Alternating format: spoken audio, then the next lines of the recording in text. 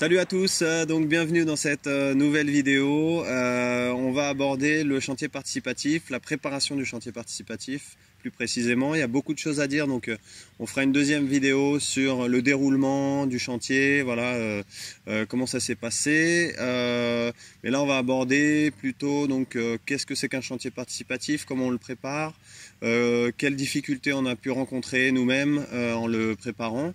Avant de commencer, je vais revenir rapidement sur deux demandes qui nous ont été faites. La première, c'est sur le fait de rendre les vidéos un peu plus interactives avec des visuels, tout ça. Donc on va préparer ça, voilà, et de montrer un peu plus la maison. Donc là, pour l'instant, c'est un peu compliqué parce qu'on vit dans le chantier, c'est un peu le bazar, tout ça. Donc voilà, mais on va faire des vidéos de la maison prochainement. Notamment de l'extérieur, et puis surtout on va revenir sur des visuels du chantier. Voilà, donc patience, on prépare tout ça avec le peu de temps qu'on trouve, mais ça va le faire. Voilà, si vous avez déjà un projet qui est en cours, vous avez besoin d'infos et qu'on peut vous en donner, n'hésitez pas à nous contacter, il y a l'adresse email dans la description. Voilà, on vous répondra le plus rapidement possible. Voilà, la deuxième chose, c'est le prix. Combien ça coûte, comment on a financé tout ça. On va y revenir aussi. On est en train de rassembler toutes les données. Il y a des factures qui sont parties sous la pluie, avec les orages, sous les barnums. Donc, il faut qu'on regroupe tout ça. On a envie de faire quelque chose d'assez représentatif de la vérité quand même. Et voilà, ce que je peux dire vaguement pour l'instant, c'est qu'on est en dessous de la barre des 100 000 € pour la maison. Ça peut être encore moins si on récupère plus de choses, si on fait tout soi-même. Voilà, mais ça demande beaucoup plus de temps aussi et de travail. Voilà, et ça peut être aussi beaucoup plus cher. Donc en attendant, il y a Francis Gendron qui a fait une vidéo très bien là-dessus, qui nous a beaucoup aidé aussi. On vous mettra aussi le lien. Donc le chantier participatif, la première chose qui est très importante, c'est de communiquer bien en amont sur le chantier, sur le fait qu'il y a un chantier qui va se faire. Moi je dirais le plus tôt possible. Nous, ça nous a un peu joué des tours parce que premièrement, je pense qu'on s'y est pris un peu tard. On n'avait pas grand monde au début, on a dû démarrer à 5 personnes. Voilà, donc ça peut être un peu flippant de se dire oula, si personne vient, qu'est-ce qu'on fait quoi. Donc bon, de toute façon on avance, faut avancer. Mais voilà, donc ça c'est déjà assez important. Aussi le fait que, par exemple, pendant le chantier, faire du suivi sur Internet pour relancer un petit peu, c'est pas toujours évident aussi de trouver le temps de le faire. Nous on est passé par le site Twiza, c'est une plateforme pour les chantiers participatifs. Donc on a eu une très bonne expérience, c'est comme un réseau social pour les chantiers participatifs. On a mis à peu près 2 mois à faire les installations, toilettes sèches, douche, barnum, cabane cuisine. On voulait vraiment que les gens se sentent bien et c'était super important pour nous. Et puis on nous a fait souvent de bons retours. Bon, par contre on a commencé le chantier en étant déjà fatigué, donc c'est important de s'économiser et d'aller à l'efficace. C'est le début, on a plein d'énergie, mais du coup faut pas la gaspiller parce que c'est un marathon quoi. On nous a donné pas mal de conseils qu'on n'a pas toujours écoutés et au final ça nous a fait perdre pas mal de temps, d'énergie et d'argent. On a installé une tente en coton dans laquelle on a passé 1 an et demi, sauf les hivers. La première année c'était génial de dormir dans la nature, d'entendre les oiseaux le matin, du vent dans les arbres et même 2-3 orages qui nous ont bien fait peur. Mais du coup on a dû louer un gîte l'hiver, donc ça nous a coûté environ 2 000 €. Et puis la deuxième année la tente a commencé à moisir, donc c'était pas top au final. On voulait faire des économies, au final ça nous a coûté plus cher, voilà, je crois que c'est souvent comme ça. Donc si vous pouvez vous trouver quelque chose d'assez voilà, au moins confortable, limite si vous pouvez passer l'hiver dedans, un peu isolé du froid, un bon mobil-home, un petit chalet, ça peut toujours servir d'annexe par la suite. En tout cas c'est important de ne pas être trop à l'arrache parce que voilà, dans les moments difficiles c'est là où ça peut jouer énormément et ça peut devenir très pénible. Pareil au niveau du matériel, au début on pensait, voilà, on arrive dans un milieu un peu rural, campagne, qu'on allait facilement pouvoir emprunter un tracteur ou quelque chose pour déplacer la terre.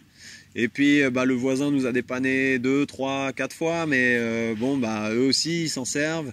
Donc voilà, on voulait pas bloquer genre 10 000 € pour une mini pelle, même d'occasion, ça coûte très cher. On a fait les 7 premiers rangs de pneus, presque tout à la main, à ramener des brouettes de terre pour remplir les pneus, remblayer.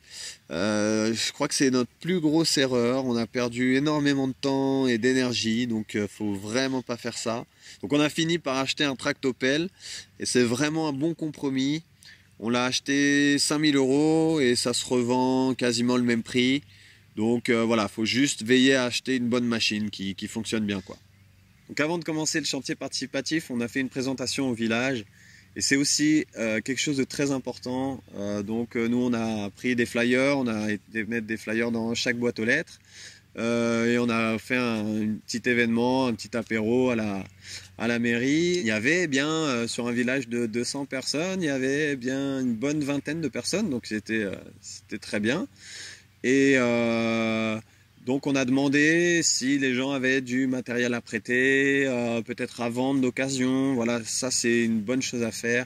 Simplement le fait d'avoir ces 20 personnes là qui ont bien compris, qui ont dit ah bah oui quand même c'est quand même un vrai projet sophistiqué. Ah oui, c'est bien pensé, c'est pas simplement un truc de hippie, même si ça en a l'air. Et donc ça a fait débat dans des soirées, ils nous racontaient après dans les dîners, mais non, mais c'est n'importe quoi, les pneus, ceci, mais non, mais je te dis que... Voilà, donc c'est marrant, ça a fait bien parler en tout cas de tout ça. Donc on vous a mis une petite liste de matériel, donc c'est assez exhaustif. Ça va dépendre du nombre de gens que vous voulez accueillir sur le chantier. Nous, on avait mis maximum 15 personnes. C'est déjà pas mal parce que là on était que tous les deux à gérer. Cécile s'occupait en priorité de tout ce qui était intendance et moi en priorité de tout ce qui était chantier. Après on faisait un peu des deux. Plus ça aurait été compliqué où il aurait fallu une autre organisation, peut-être quelqu'un qui est là pour s'occuper vraiment de la cuisine en plus. Voilà, ça aurait été différent. La question qui revient souvent et qu'on s'est même posée au début, c'est comment tu fais pour accueillir des gens que tu connais pas chez toi et si ça se passe mal, qu'est-ce qu'on fait? Nous, on a eu pas mal d'appréhension au début et c'est vrai qu'à moins d'avoir de l'expérience dans tout ce qui est participatif, collaboratif, associatif, tous les trucs en TIF, quoi, et c'est bien normal d'avoir de l'appréhension. C'est bien normal. Je pense qu'on peut dire que ça a été un grand défi pour nous, mais c'est aussi ce qui nous a le plus apporté humainement. Au final, on s'est rendu compte qu'il suffit de parler des choses, en fait, et d'en parler le plus vite possible. Bon, c'est facile à dire, la communication, c'est pas toujours notre fort. Petit à petit, on a fini par parler directement des choses, dès qu'on s'en rendait compte, en fait, et d'une façon la plus bienveillante possible.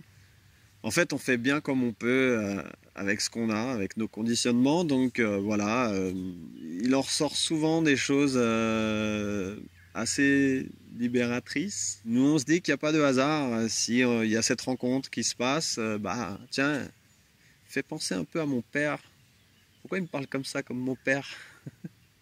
On s'est souvent dit d'ailleurs que ce chantier, c'était après tout qu'un prétexte pour faire toutes ces rencontres et toutes ces expériences en fait. Donc voilà, dans la prochaine vidéo, on parlera un peu plus en détail du chantier participatif, dans le déroulement, dans le fonctionnement, tous les petits outils qu'on peut mettre en place, qui marchent très très bien d'ailleurs, pour voilà, créer vraiment une cohésion de groupe. C'est super important.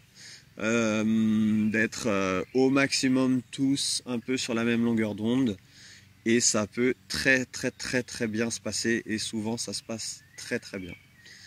Donc voilà, je vous dis à dans 2 semaines pour la prochaine vidéo et d'ici là portez-vous bien, salut.